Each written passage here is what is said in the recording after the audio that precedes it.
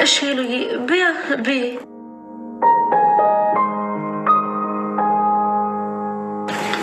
በሉ ልጆች እናንተ ብሉ፣ እኔ ልሂድ። እሺ። እንዴት ምንም ሳትበይ?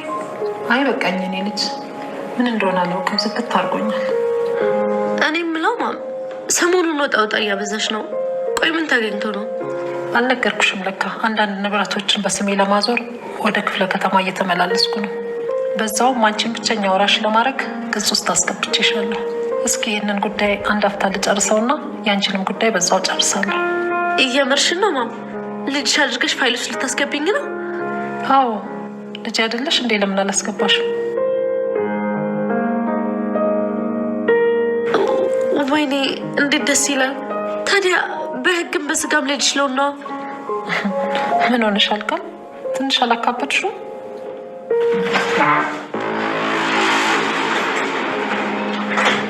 እናቴ እንደሆነች እያወቅ እናቴን ታሳግተኛለህ?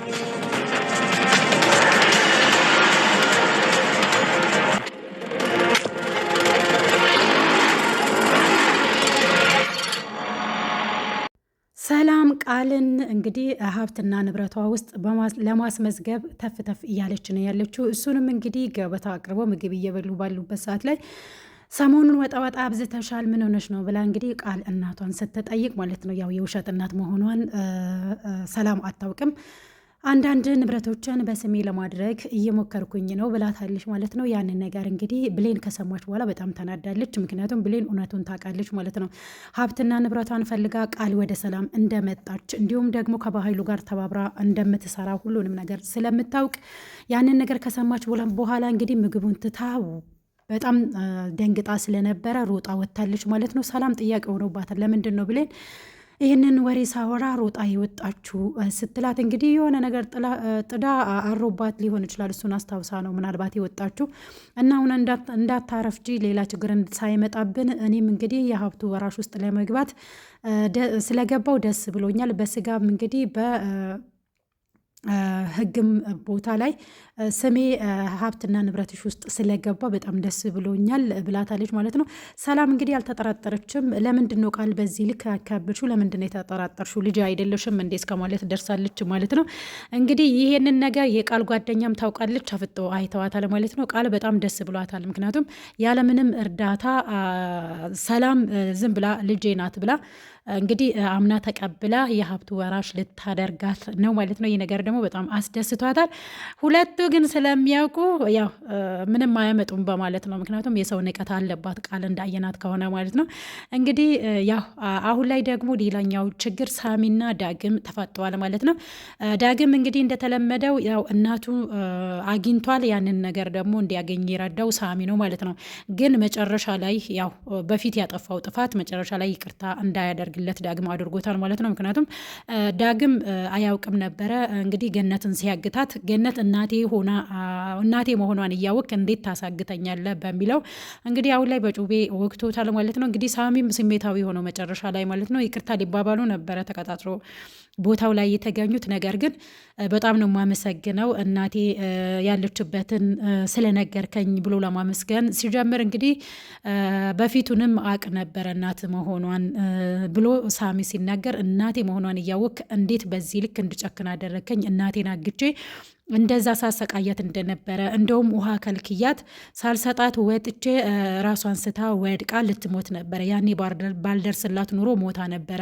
እንዴት ይሄንን ሁሉ ታደርጋለህ? ይቅርታ አይገባም፣ አንተ አውሬ ነህ፣ ሰይጣን የሚቀናብህ ጨካኝ ነህ በማለት እንግዲህ ሲያፈጥበት ለአንተ ይሄ ነው የሚገባው ብሎ እሱም ያው ተያይዞ ነበረ። ከዛ በኋላ እንግዲህ ያው ስለት ይዞ ስለነበረ ዳግም ወቅቶታል። መጨረሻው ምን ይሆን እንግዲህ አሁን ላይ ዳግም ትክክል አላደረገም። ምክንያቱም በፊት ለተፈጠሩ ነገሮች ያው በይቅርታ መልኩ ማለፍ ነበረበት። ምክንያቱም ለእናቱ ስል መስዋዕት መሆን አለበት አሁን ላይ ማለት ነው።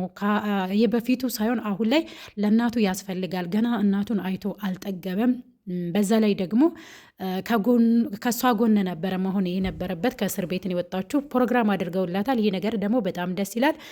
አሁን ላይ እንግዲህ ያው ሳሚን ወቅቶት ዳግም ዝም ብሎ አይቀመጥም። ምክንያቱም ከሳሚ ጋር ይፋጠጣሉ ማለት ነው። እናም ደግሞ ወንጀለኛ ሆኖ ደግሞ ለህግም ሊቀርብ ይችላል ማለት ነው። እናቱን አይቶ ሳይጠግብ ሳያገለግላት ከጎኗ ሳይሆን እስር ቤት ከገባ ሌላ ችግር ነው የሚፈጠረው ማለት ነው። ከሳሚ ጋር ግብ ከመፍጠሩ በፊት ማሰብ ነበረበት ብዬ ነው ማስበው እንደኔ ማለት ነው። ምክንያቱም ላለፈው ነገር ፊት ለፊቱን ወይ ደግሞ ወደፊት የሚያስቡትን እያንዳንዱን ነገር እንዲያጣ ነው የሚያደርገው ማለት ነው።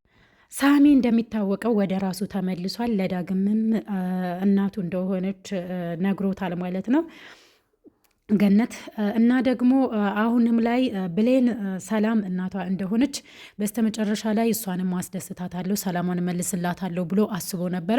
አሁን ላይ እንግዲህ ዳግም ነገሮችን ያበላሸ ይመስለኛል ማለት ነው። የሚቀጥለው ፓርት ይህንን ነገር የምናየው ይሆናል። ነገር ግን ብሌን እናቷን ማወቅ አለባት በዚህ ሰዓት ላይ ማለት ነው።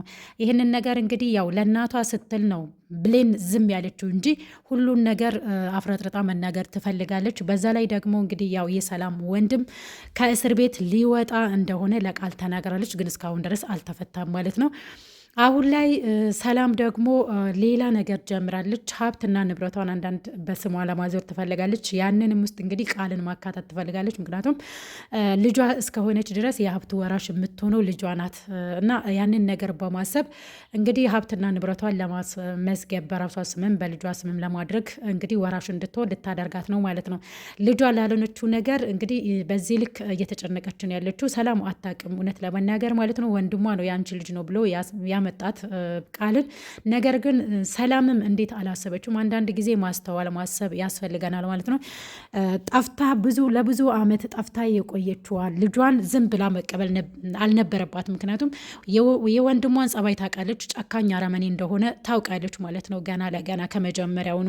እናም ደግሞ ከውጭ ሀገር ከአረብ ሀገር ከተመለሰች በኋላ ዲቃላሽን እያለ እየሰደባት እያንቋሸሻት ፎቶዋን እስከ መስበር ድረስ እስከ አልበሙን እስከ መቅደድ እስከ መሰባበር ድረስ ደርሶ ነበረ ማለት ነው አቶ በኃይሉ። ታዲያ በዚህ ልክ አቶ በኃይሉን አምና ልጅሽ ነው ብሎ ቃልን ሲያመጣላት ለምንድን ነው ዲኤንኤ ያላስመረመረችው? ልጅሽ ናት ስለተባለች ብቻ አምና ተቀብላ በዚህ ልክ ቃልን እንግዲህ እንትን እየተንከባከበቻት ነው ያለችው። በዛ ላይ ደግሞ ቃል የምታደርጋቸው ነገሮች እንዳለ ስነስርዓት የላቸውም። ለሰራተኛ እንኳን ክብር የላትም። ነገር ግን ልጇ ምንም ብታጠፋ ምንም ብታደርግ ያው ይቅርታ ታደርግላታለች ማለት ነው። የልጇን ቃል ትጠብቃለች። እናት እንግዲህ ለልጇ የማትሆነው ነገር የለም። ሰላም አይፈረድባትም። ነገር ግን ወንድሟ በዚህ ልክ ሲጫወትባት ለምንድን ነው ዝም ያለችው ነው ጥያቄ ማለት ነው። እስከ ማበድ ድረስ ደርሳለች እንግዲህ በእነሱ ሰበብ ቃልና በወንድሟ እንዲሁም ደግሞ ሳሚ ሰበብ ማለት ነው። እንግዲህ በስተመጨረሻ ላይ ሰላም አሁን ላይ እንግዲህ እየተሳሳተች ይመስለኛል። ያንንም ነገር ደግሞ ለማስተካከል እንግዲህ ብሌን ተፍተፍ የምትል ይሆናል ማለት ነው። ምክንያቱም ሀብትና ንብረቷን ልትወርሳት እንደመጣች ታውቃለች። ይህንን ነገር ደግሞ እሷና የራሷ ጓደኛ ናት የምታውቀው። ይህንን ነገር ብሌን ዝም ብላ የምትመለከት ይመስላችኋል? ወይንስ ለሰላም የመጣው ይምጣ ብላ ልትናገር ይሆናል ብላችሁ ታስባላችሁ? ምክንያቱም ብዙ ጊዜ ሰላምን ስትቀጥራት ነበረ የሆነ የምነግርሽ ነገር አለ እያለቻት ከዛ ደግሞ ያው ቃል አስፈራርታታለች። እናትሽንም በዙሪያሽ ያሉሽን ሰዎችም የምትወጃቸውን ሰዎች ታጫለሽ፣ ስለዚህ አርፈሽ ብትቀመጭ ይሻልሻል ብላ አንቃ ይዛት ነበር። ያንን ነገር ስታስታውስ አልነገረቻትም ማለት ነው። ብዙ ጊዜ እየቀጠረቻት ነው። ሰላም ሰዓት ሳትነግራት ትቀራለች ማለት ነው። እንግዲህ ሰላም ምንድን ነው በዚህ ልክ የሆነ ከባድ የተደበቀ ነገር ቢኖር ነው በዚህ ልክ ሳትነግረኝ እነግርሻለሁ እያለችኝ የምትተወው እያለች እያሰበች ነበረ።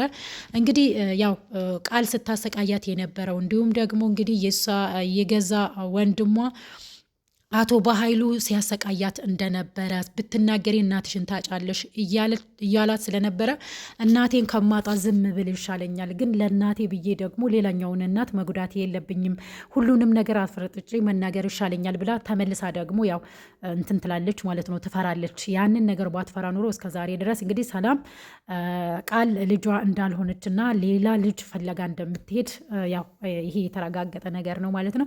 እንደውም ከምንም በላይ ብሌን ነው የምትራራው። ልጅ ናት የምትመስለኝ ምናምን ትላት እንደነበር አይተናል። አሁን ላይም እንግዲህ ያልተጠራጠረችም። በስተመጨረሻ ላይ ግን ብሌን አሁን ላይ እጇን አጣጥፋ ቁጭ ብላ ቃል በዚህ ልክ የእሷን ሀብት ወራሽ ልጇ ሳትሆን ወራሽ እንድትሆን አትፈቅድም ማለት ነው። ምንም ለእናቷ እንኳን ብትሳሳ ብትወዳትም ግን የሆነ መላ የሆነ ዘዴ የምትፈጥር ይመስለኛል ማለት ነው። ለዛም እንግዲህ ዳግም ያግዛታል። በአሁኑ ሳሚ ወቅቶ እስር ቤት ካልገባ ማለት ነው እና ዳግም የተሳሳተው ነገር አሁን ላይ ነው ማለት ነው። እንግዲህ ያው ሳሚ በራሱ ጥፋት ነው የተወጋው። ነገር ግን ለመውጋት የሚያደርስ ነገር ባይሆን ደስ ይል ነበረ። ዳግም አንዳንድ ጊዜ ያው መታገስ እንዲሁም ደግሞ ማሰብ ረጋ ብሎ ማስተዋልን ያስፈልጋል ማለት ነው። ዳግም እየቸኮለ ይመስለኛል ለማመስገን ሄዶ እዛ እንግዲህ ሌላ ችግር ሲፈጠር ደግሞ በጣም ነው የሚያሳዝነው። ብሌን እንግዲህ ማን ይሆን ከእሷ ጎን ሆኖ ሰላም ወደ ሀብትና ንብረቷ እንድትመለስ የሚያደርገው ወይ ደግሞ ቃል ሀብትና ንብረት ውስጥ እንዳትገባ የሚያደርገው ማን ነው ብላችሁ ታስባላችሁ? እንግዲህ አሁን ላይ አቶ በኃይሉ ከእስር ቤት ከወጣ ብዙ ነገሮችን ሊያበለሻሽ ይችላል ማለት ነው። ቃል በጣም ጨንቋታል። የገዛ ጓደኛው ራሱ ጉዷን ልትዘረግፍላት መታ ነበረ። ነገር ግን እየተጠነቀቀች እዛ ቤት ውስጥ ኖራለች ማለት ነው። በዛ ላይ ደግሞ እንግዲህ የገዛ ጓደኛዋ እዛ ቤት ውስጥ እንድትኖር እንደምንም ብላ ሰላምን አስፈቅዳታለች ማለት ነው። በዛው ልክ ደግሞ ብሌን እዛ ቤት ውስጥ እንዳትኖር ትፈልግ ነበር። አሁን ላይ እንግዲህ ብሌንም እዛው ቤት ያለችው እንግዲህ ምን እንደሚፈጠር የሚቀጥለው ክፍል ላይ የምናየው ይሆናል። አደራ ድራማ አሁንም በሚያምር መልኩ ቀጥሏል ማለት ነው። ሰላም እንግዲህ ቃልን ሀብትና ንብረት ውስጥ ሳታስገባ ብሌን የሆነ መፍትሄ ነገር መፈለግ አለባት ብዬ ነው የማስበው። እናም ደግሞ ትፈልጋለች ማለት ምክንያቱም አረብ ሀገር ላይ 10 ዓመት ሙሉ ሰርታ ሀብትና ንብረቷን ልጇ ሳትሆን በዚህ ልክ ክፋት ይዛ ደግሞ ሀብት ንብረት እንዳትወስድባት ጥረት ማድረጉ አይቀርም ማለት ነው። እስኪ መጨረሻውን እንግዲህ የሚቀጥለው ክፍል ላይ የምናየው ይሆናል። ለዛሬ ያዘጋጀውላችሁ ቪዲዮ ይሄንን ይመስላል። በሌላ በቀጣይ ቪዲዮ እስክንገናኝ ድረስ ቸር ሰንብቱ።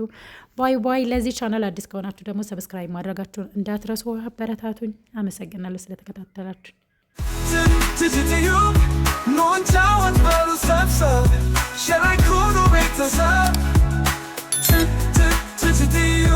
ድራማው ይታይን ተንትኖ መልካሙን ነገር የኛ ናገው የቲጂ ቻናል ለዚህ ድንቅ ነው።